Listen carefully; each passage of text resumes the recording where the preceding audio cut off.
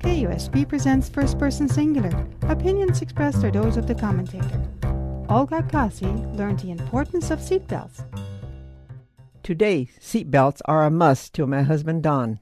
But just before we moved to Santa Cruz, he got 2 seatbelt violations in 1 week. He should have learned. Not Don. He had a hard time remembering to obey that law. So it was no accident that he was not wearing a belt one morning when he headed toward the corner of 7th and Capitola. That intersection is always busy. As he approached, Don saw 2 police cars were also approaching side by side from the opposite direction.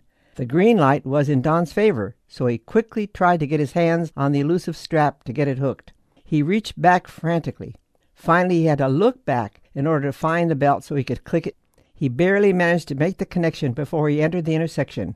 He smiled smugly to himself as he rolled past the 2 police cars, waiting for the lights to change. No sooner did he make it across than one of the police cars was on his rear bumper, flashing a red light. Don pulled over obediently. The patrolman smiled and asked, "You don't know why I stopped you, do you?" "No," replied Don, still feeling smug.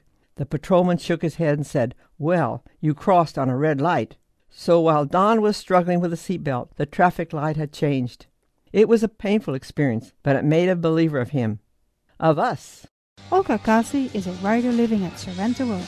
This program was produced by Matilda Rand.